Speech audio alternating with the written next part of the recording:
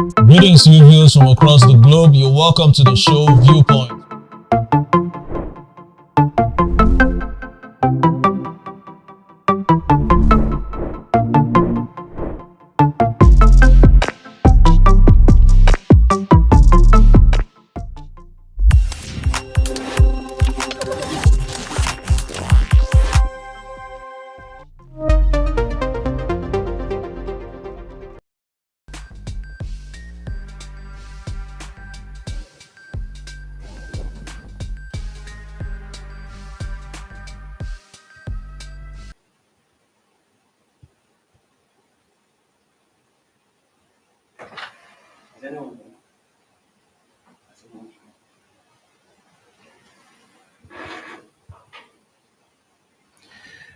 Greetings to our faithfuls out there on the 12th of November on Sunday, 2023. It's day two of the aftermath of the elections in Kogi, Imo, and Bayelsa, the off-cycle elections, I mean, which witnessed quite considerable amount of voter turnout in these three states in various polling units across those regions between the candidates of the APC, the PDP, and the SDP, and the Labour Party, and every other political party duly registered for these off-cycle elections. And day two of these elections, we will be looking at the collation and subsequent events which have taken place during, before, and even after the announcement of results. Because according to reports getting to us, Imo State has actually declared its winner by the electoral umpire INEC by name Governor Hope Uzodinma, who is actually the incumbent governor of the ruling APC. Now, in furtherance to this, we will be looking at these discrepancies or anomalies which have actually marred the elections, according to observers, that there was a lot of vote buying and electoral violence, or even security agencies also with false identities out there to scuttle the elections, or maybe even ballot box snatching also by the same said security officials. We have Mr. Henry with us on the show, and I want to believe that he has been following up with the occurrences or happenings making the rounds in these off-cycle elections. You're welcome, Mr. Henry. Yeah, thank you very much. Yes, Mr. Henry, will you introduce yourself, please? My name is Boheri Ade. It's a social media political analyst. So I think that actually is my first. Okay, you're welcome. Mr. Henry there is a social media and political analyst. So, Mr. Henry, what's your view or opinion concerning the recent elections? Would you say it's no different from previous elections which have actually been taking place? Of course, because if you say that there is probably a different election we were having in Nigeria compared to what we have now, I think we'll not be doing justice to the electoral process in this country. The election has remained the same. There's no change about it. And if you look at the just concluded presidential election, general election, they're complaining of vote buying, they're complaining of poverty, they're complaining of poor technology, and all of these things are so frequent. So with what happened now, of course, we can see what actually transpired uh, in, uh, in Bayelsa State when an officer was saying that there was no accreditation, and therefore, that automatically means that nobody should vote.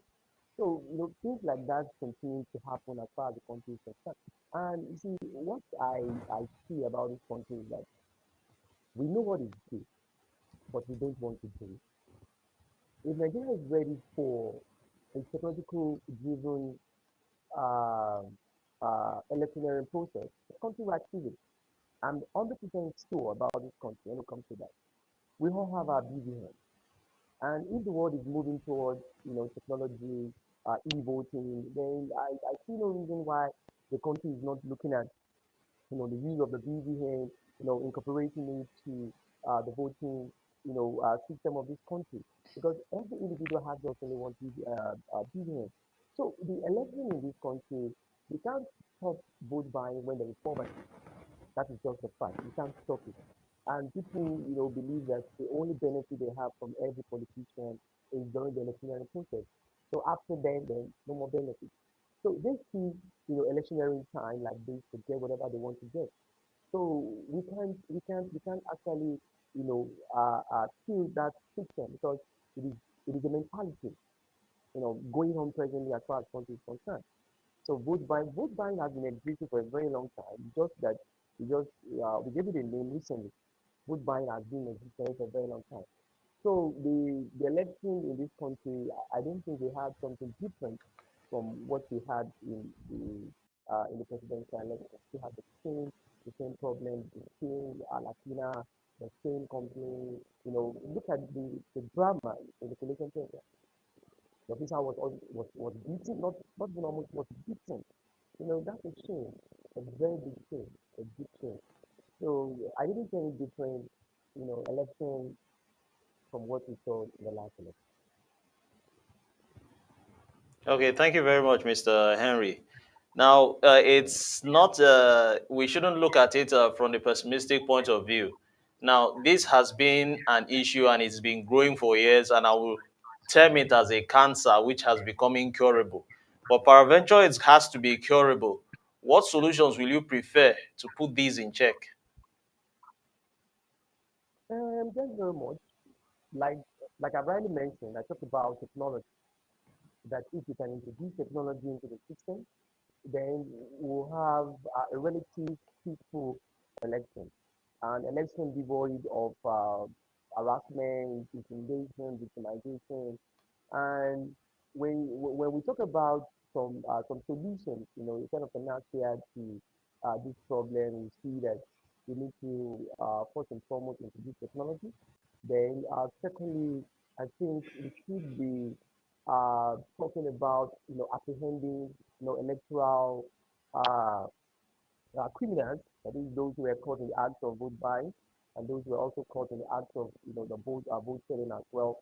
So if at the end of the election, we have some persons going to jail, I think some of these things will stop. But when you keep having a situation whereby whatever apprehension, you know, that took place during the election period. Then after the election, these people are released. So if we keep having that kind of system, then we shouldn't expect a change or maybe a kind of obeying electoral laws. Because I must say, electoral laws in this country are just on paper. People don't believe them. People see them as everything after election, everything will die down. So if we have people going to jail, for violating the electoral law. I think people will understand the fact that things have changed. Then, if I want to vote, I don't need to leave my home. I don't need to leave the comfort of my home because I want to cast my vote. I should be able to do it while at home. So if we have this kind of mentality that I want to vote, let me just stay home and cast my vote, we will reduce electoral victimization.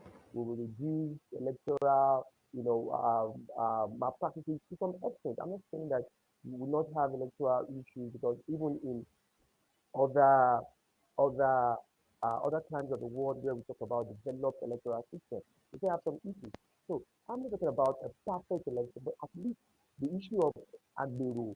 Of course, you heard of a case of where uh, a guy went to a polling unit, threatening the people, telling them that I don't want to see people. I wouldn't want to mention tribe here because I wouldn't want to do something to do destruction.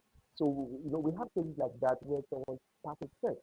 So I think that happens because people still go to the police unit to start their vote. And police officers are there doing nothing. People can be apprehended. People believe that they are exercising their right. And so I think if we continue to have people going scot-free without being punished, I think we'll continue to have electoral issue problems in this country. Okay, that was quite extensive. Uh, Also, we have to look at, you made mention of these security agencies.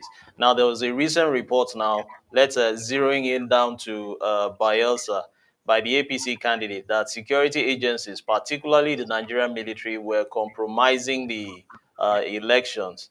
Now, how well sensitized have these officials been to know that these electoral acts are actually, or these vices which they indulge in, or electoral vices which they indulge in, are uncalled for.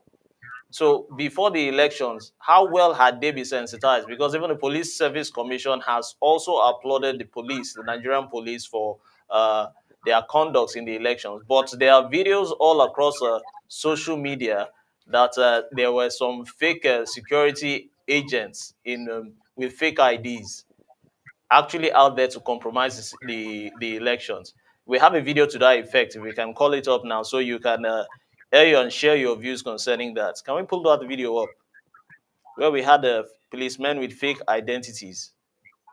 They were apprehended by the soldiers.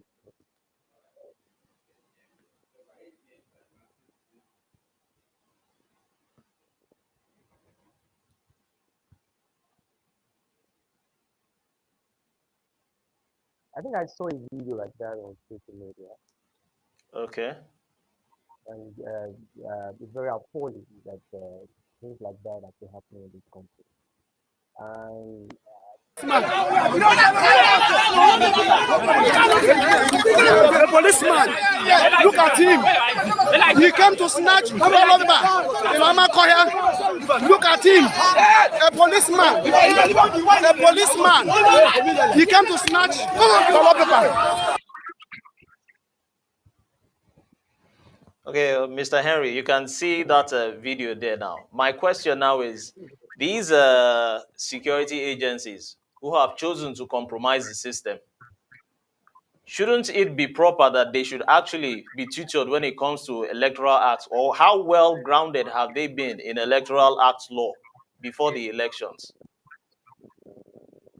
you see, we need to be very guided here as well, say around. I didn't confirm that it's still a police officer because we need to be sure of that before saying that a police officer was caught in the act of hijacking the ballot box.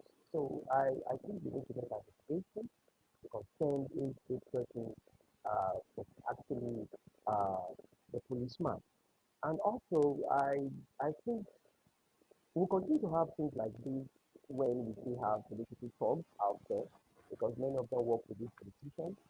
So I think these are politicians, you know, um, thugs because they need these people during the election period. So, because they can't just wake up one day and say that he wants to hijack the ballot box without someone behind it, or we have without someone telling him, "Oh, go and do this for me." But it must have belonged to a particular political party, and if you look at it very well, this is the handwork of politician in our country. Because, of course, if we talk about sensitization of the masses, what about the politicians? What about people, going out to contest for this political office? What is their orientation towards election? Is it do or die? So these are some of the things that we need to factor before we can actually say that we want to kill a particular act. See, politicians themselves are they honest? I think what we saw on video now, we can we can stop it in as much as politicians we have this idea of uh, uh, politics at all costs, or we don't die. So I think that's a problem. Politicians are the cause of it. Politicians are the major problem when it comes to having this kind of fearing in electoral time. Okay, thank you, Mr. Henry. Now, politicians now being at the forefront of causing these mayhem, marring the elections. I want to ask, in a majority rule system of government, which is democracy, a key feature is elections. Now, for these elections to actually be executed, it needs an ingredient such as the electorate coming out to vote. Now, my question is, with the politicians indulging all sorts of ill vices and acts, if the electorate don't come out to vote, why? Because of what these politicians have done in the past. Will it also be right? That's my question. You see, when we talk about democracy, we are talking about government of the people, by the people, and for the people. It is a people-centered system of government. And when you have a system that has been bastardized, where we have bad leaders, bad governmental policies, and people, have been frustrated, to a point whereby they've lost this sense of leadership, this sense of trust in anyone who actually becomes whatever position the person is actually vying for. So we cannot totally blame the electorate. One, Nigeria is a pluralized society in terms of tribe, in terms of religion, the language. People are divided, and politicians are making use of these factors to divide the people more. Of course, let me bring you to this saying that says that in the Yoruba palace that says that Omawani Joshi, and if we continue to have this kind of you know phrases in politics, there is no how we will not have a divided electorate. The electorates are divided on religious line, on political line, on tribal line, and for us to correct that abnormally, it's going to take time. Now, the the electorate didn't have choice. That's the question. In the face of poverty, can we have a people whereby in this Nigerian system where we have politicians giving out money, to buy their votes, and people are saying, no, I don't want because I want to vote my conscience. Can we have such a society in this country? No, we can't have it. You see, the solutions are there, but the price to pay for that solution is the major reason why we continue to have continuity of electoral malpractice, of vote buying, vote selling. So these are problems that have been instituted by the politicians. It's already in place. So electorate are the receiving side. Yes, they are the receiving side in the Nigerian system.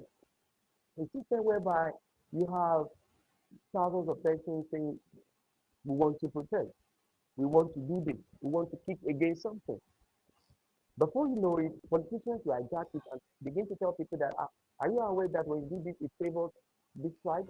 Are you aware that when you do this, it favors a particular religion?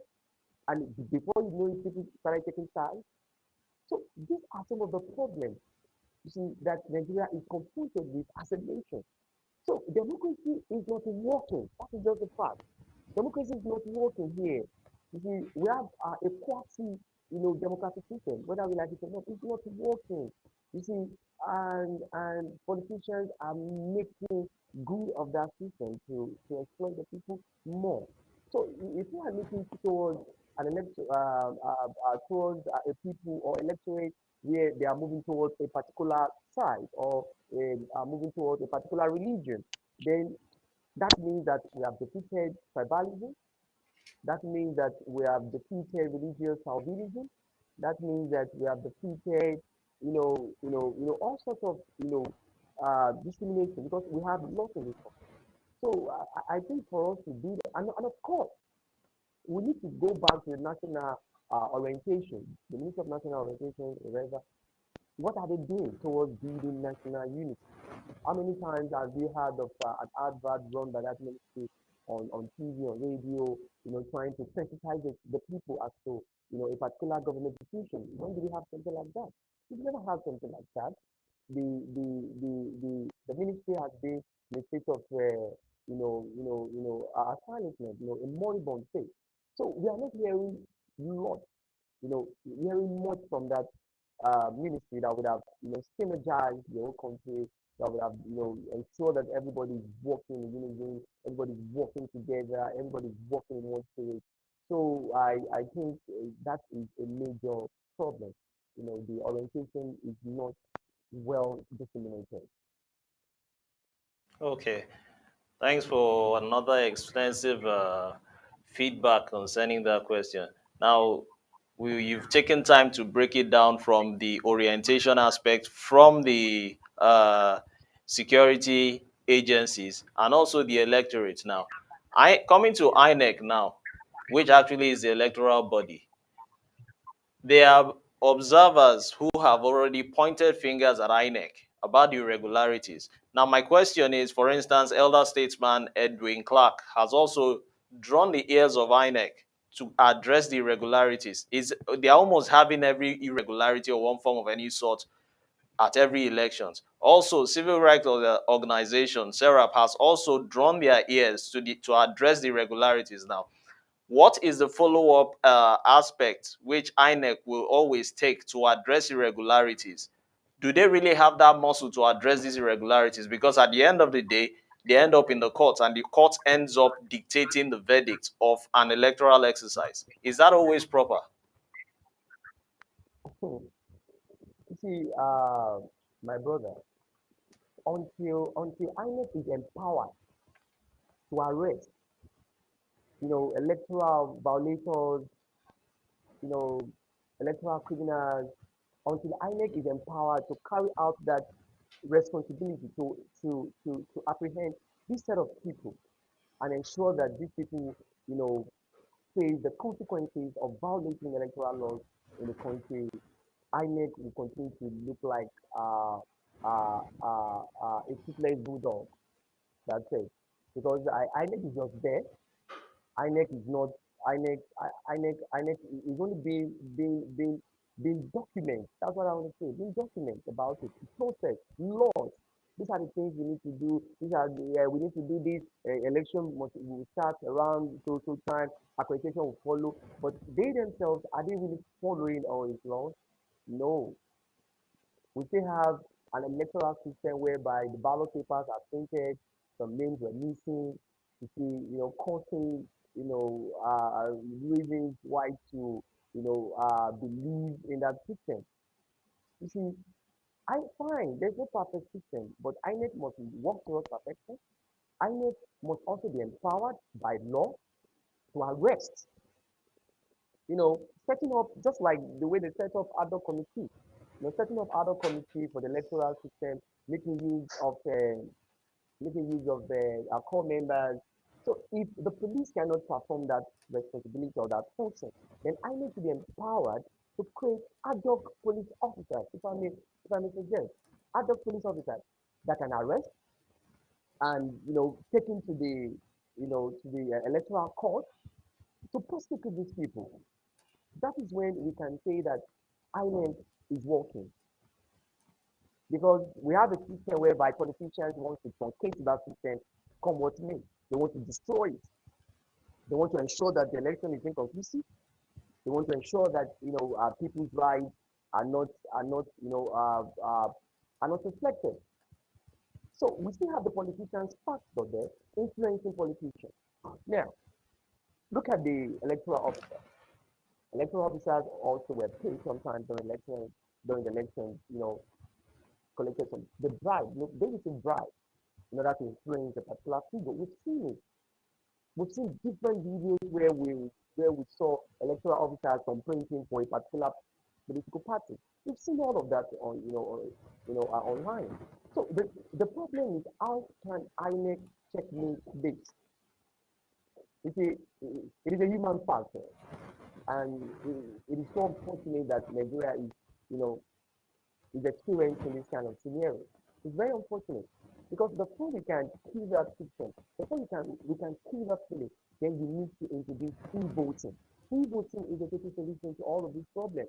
To multiple voting, all of these things. It's just evil. I don't need to leave my home. Activate all our BVN. Activate it. Let's use it to vote. That's what we are saying. And the country, is moving towards AI. Fine, sorry, the world is moving towards AI. Fine, AI is not also perfect, but we can be thinking along that side, using AI, to assist, the our election in this country. You see, so these are some of the problems, we are so I don't really see Highness working or Highness doing something that will actually, apprehend further, abuses. I don't think so. Because INEC is still what we know and what we've seen, in time past. There's no change. There's no change at all. Okay, Mr. Henry, I'll have two questions for you because I got 2 points from what you said. I'm coming to the second question later on, but now concerning the electoral umpire here, INEC. INEC has its own laws, which was amended in 2022. They call the Electoral Act of 2022. Now, INEC is under the Constitution, which is the overall law of the land. Now, will it be proper for the government to realize and recognize on the National Assembly to also revisit the idea, or rather, visit the idea, rather, if at all it has been initiated at all, to define an electoral police because they do not need the army or the navy or the, for instance, now in Bayelsa, definitely you will need the navy because of the riverine nature of that state. Now, you might not necessarily need all these security apparatus, but INEC on its own part should have the electoral police, which is actually defined for electoral matters, who can prosecute, not just, nobody should therefore be above the electoral law or the electoral police. Will they really have, when this electoral act is amended, do you think there will not be tools just like other sister security agencies to actually apprehend politicians, airing and party agents also, and also the electorate also, if they have their own electoral police?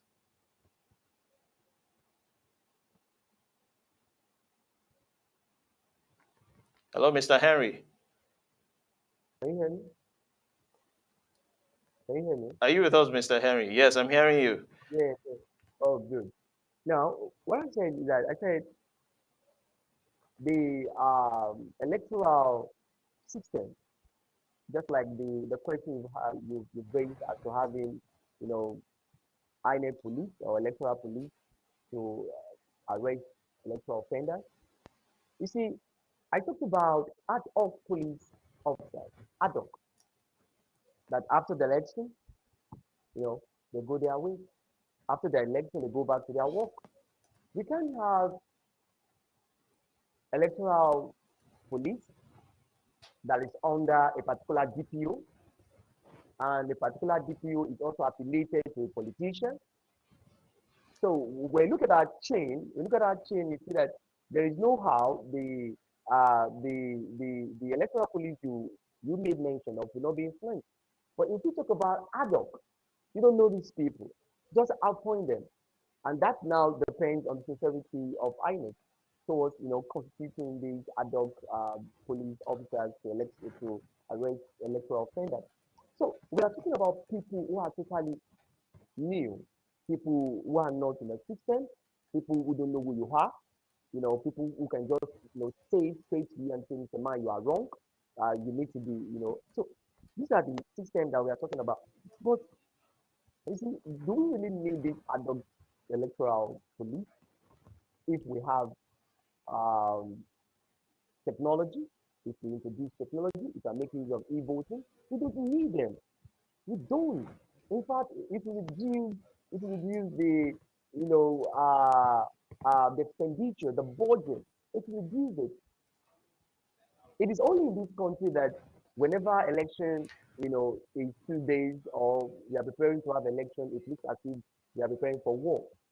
You see people going to market, there's inflation. You see police, soldiers everywhere. You know, are we going for war? No, but they've created that feeling that look during this time, this is what happens, and the child, everybody see this as an opportunity to enrich themselves. So we don't need all of these things if the system is working.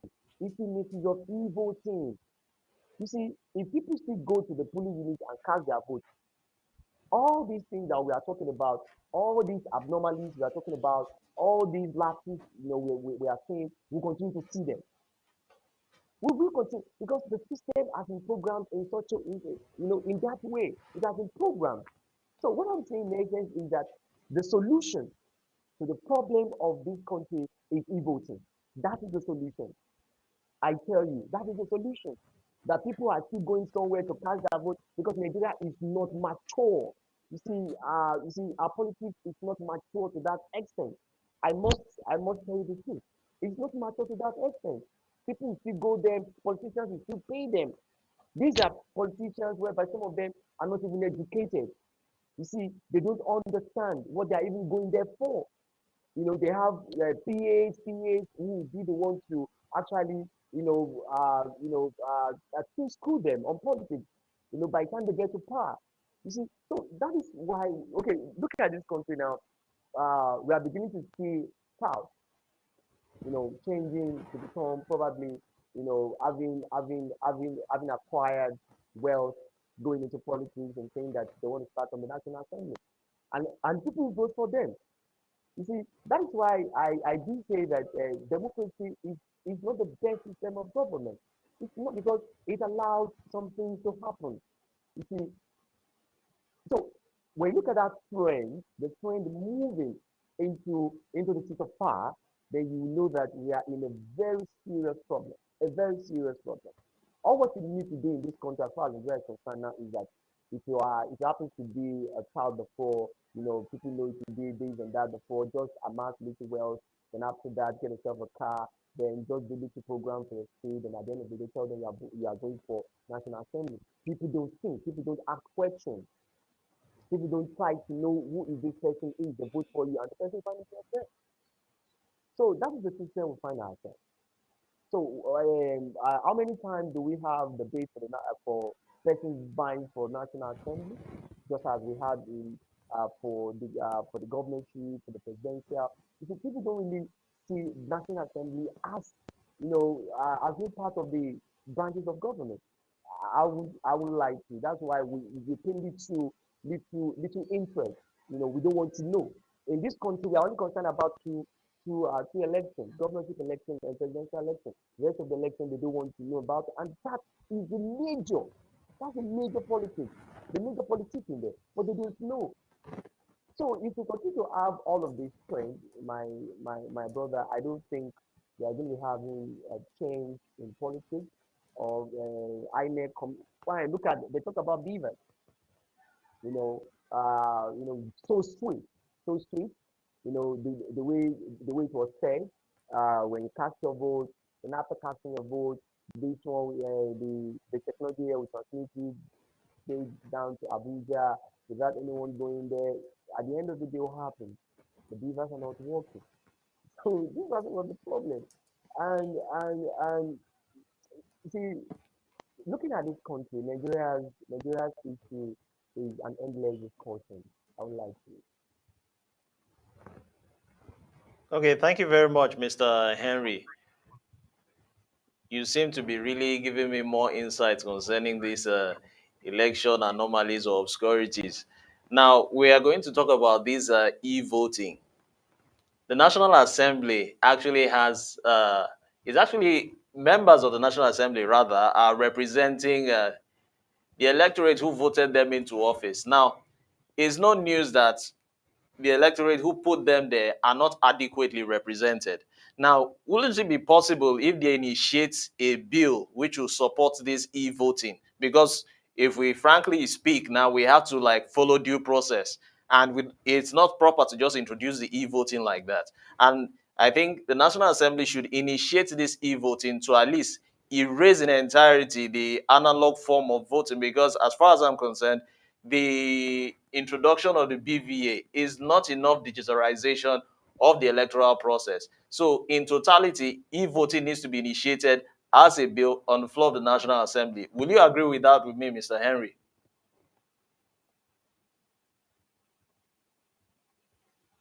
The use of e-voting cannot be approved by the National Assembly. The National Assembly shouldn't have the power to do that. It should be based on referendum.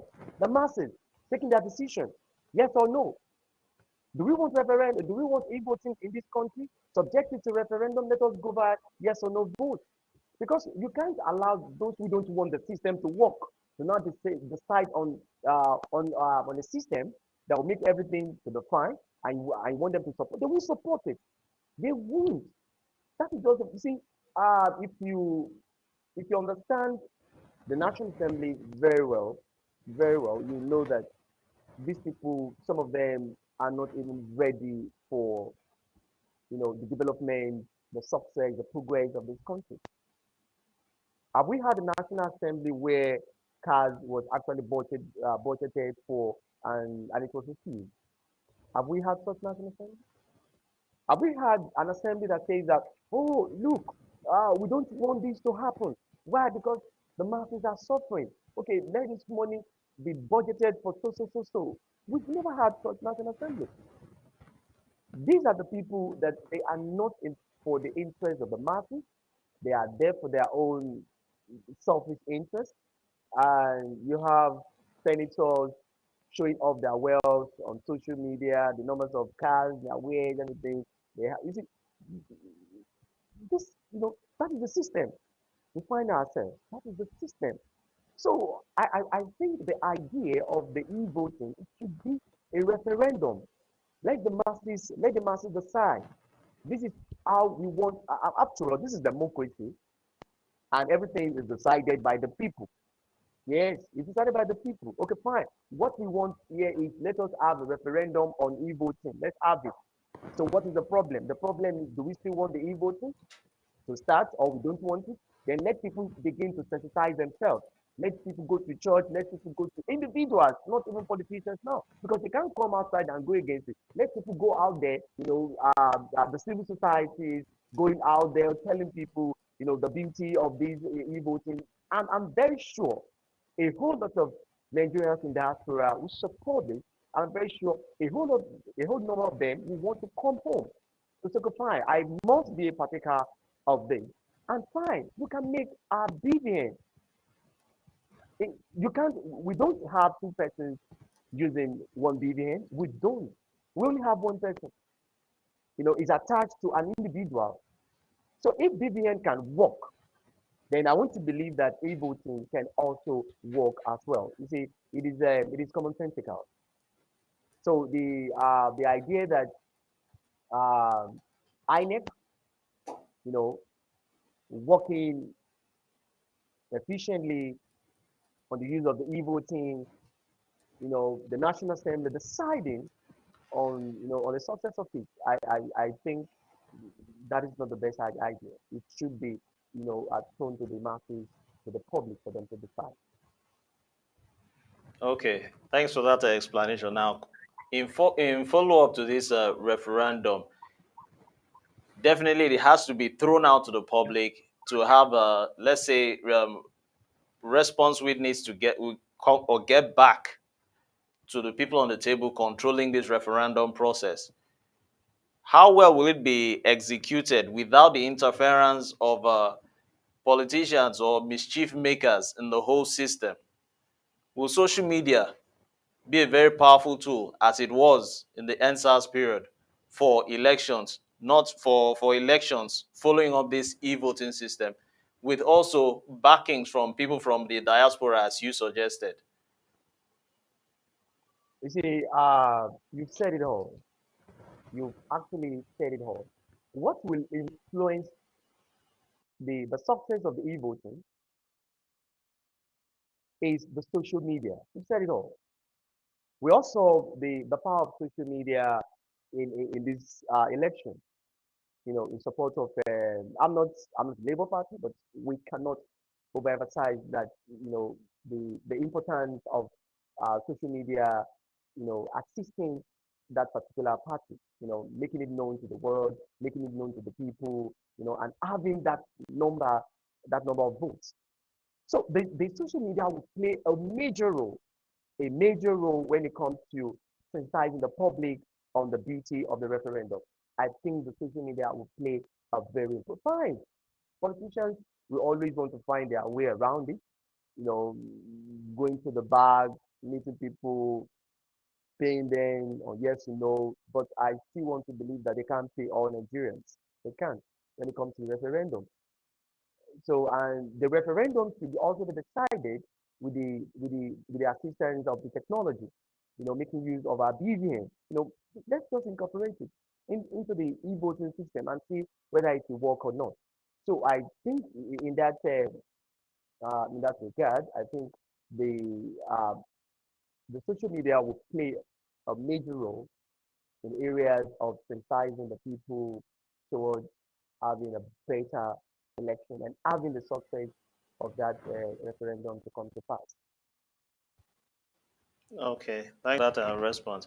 Now, information reaching me now is that INEC is practically pleading with security agencies to release their officials who are actually being held hostage in a particular area of Yenagoa, Brass. Mm, Now, the question yeah. is it right for the electorate to take laws into their hands? Of course, maybe the electorate now can sense that these same security agencies are also involved in the whole ill acts in the electoral process. Now, they have also kidnapped these electoral officials. Why? Because they are also involved in all sorts of discrepancies. Now, is it right for the electorate to take laws into their hands? Thank you very much. That's a reflection of a failed electoral system. Lack of trust. If we have electoral officers taken as hostages, you see, it's a big problem for us. A very big problem. So when the people have lost interest, trust in a system, they can do anything. We're talking about mob here. We're talking about mob. People saying that no, my rights has been trampled upon, I've been shortchanged, my vote is not reflecting. So people can do anything. That is it. You see, it is a reaction to to to to the uh to the bad system. That's a reaction to it. So how if the electoral process was devoid of electoral malpractice, was devoid of was devoid of just like you mentioned some discrepancies, if this election was devoid of all of these things, I don't think the people will go to that extent. And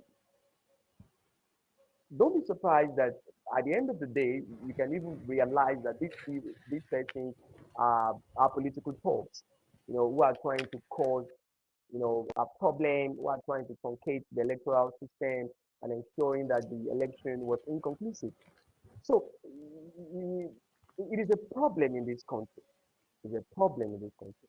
So if we have the masses going to that extent, I don't think because we can't say that the soldiers to come for arrest or police to come for arrest, considering is the mob. So I think something transpired because for every action there's also a kind of an equal reaction. So I think people reacted based on what they based on what they see. Okay, thank you, Mr. Henry. I'm sorry we're disturbing you, or will I say, engaging you at the same time. And I want to believe you're also enjoying the show. Also, as a follow up to this, I want you to drop your comments concerning this video now, which is about to play up now, where a Labour Party representative was seen being bundled out in the Imo Collation Center. Can we have that video up, please?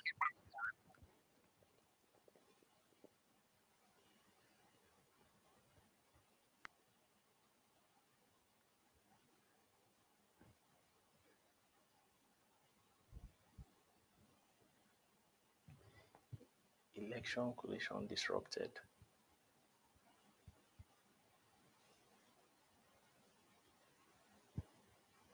Destroy the collation of this election.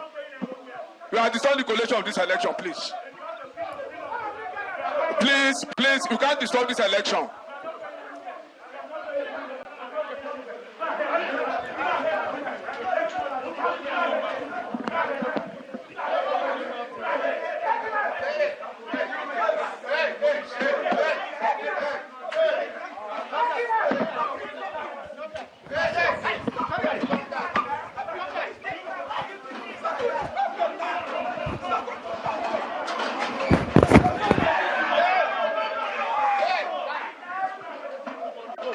But the police.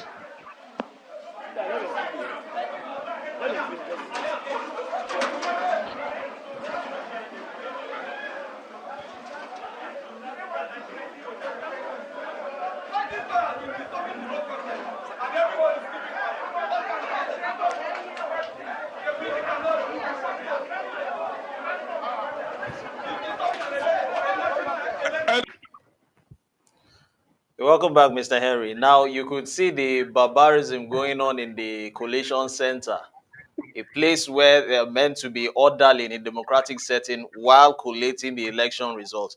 Now tempers are flying and skyrocketing with the election results being collated. Upon collation, it was now disrupted. Now the results have been announced as we speak, and it has Hope Uzodinma, rather, I beg your pardon, who has been declared the winner with 540,308 votes.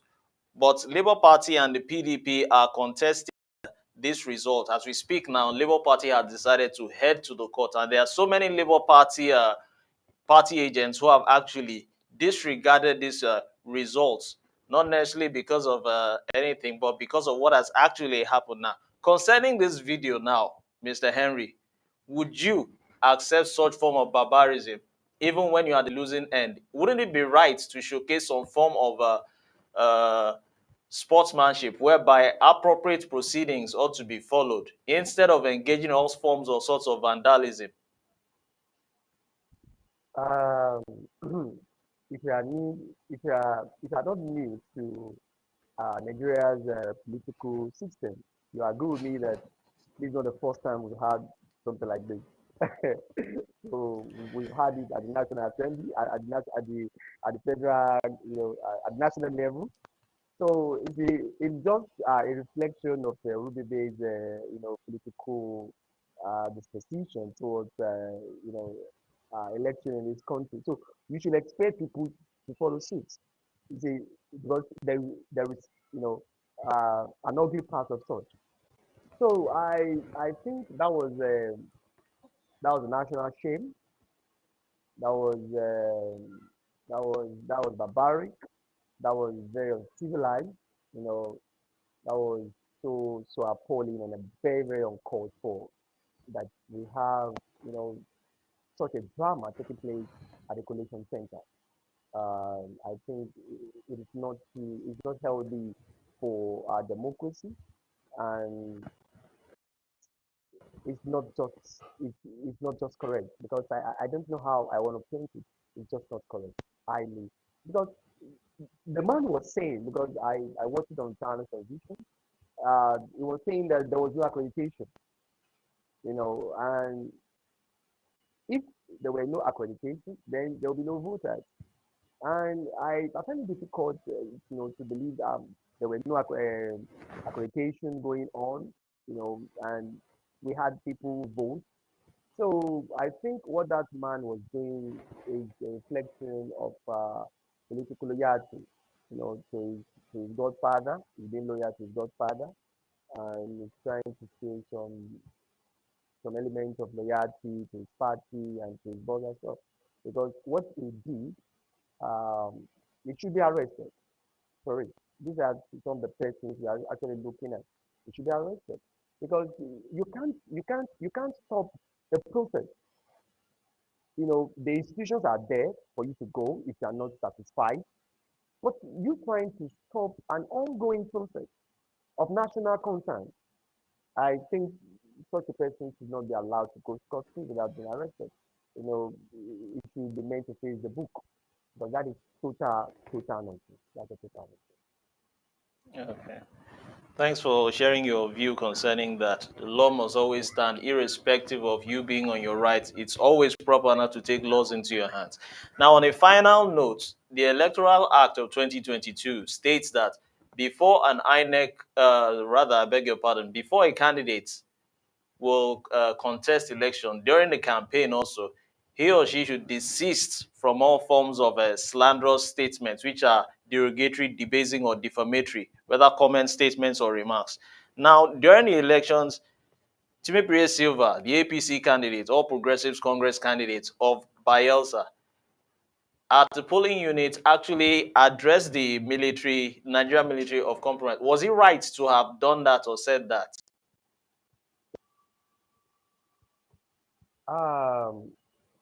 You see, that takes us back to eighth stage. You see, it takes us back to Okay. eighth stage. And since ever since the government had made a particular stand towards its speech, We've never seen anyone who was apprehended for making such statements. So this is a country that people talk freely. People talk without even when they know the consequences of it, they still want to say it because they don't care, because they believe that I can say anything and nobody will arrest me for it. So if we continue to have that kind of mentality, in our system, I don't think uh, such a statement, will stop. It's very, very unfortunate that such a statement was made from someone of this political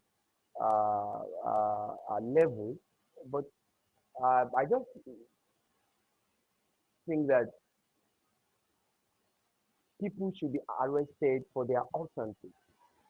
If utterances made, you know, uh, is capable of questioning the unity of the country, utterances made, capable of, you know, of dividing the people, I don't think such utterances should be allowed to go without questioning.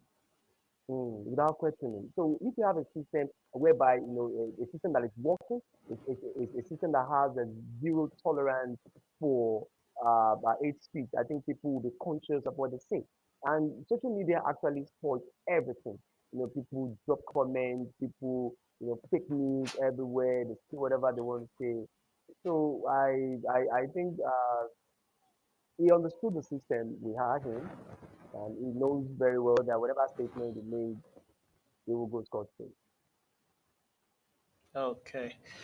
Oh, thanks for that extensive engagement, Mr. Henry. Mr. Henry here is a public analyst and he's been engaging or indulging in our discussions concerning the off-cycle elections in Bayelsa, Imo, and Kogi, the recent happenings before, during, and even after the elections. Thank you, Mr. Henry, for having us. Thank you very much. Yes, you're welcome. Um, so we will be going on a break shortly, and I'm Odiawa AI for Visual Media. We've been monitoring the happenings and occurrences in the off-cycle elections in Kogi, Imo, and Bayelsa. It's been a case of vote buying, electoral violence, or the image of the military being undermined by statements from candidates and probably also the electorate also.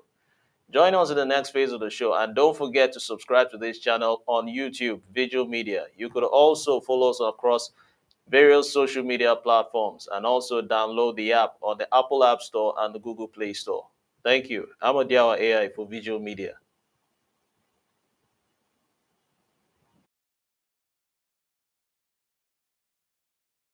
Greetings, viewers from across the globe. You're welcome to the show Viewpoint.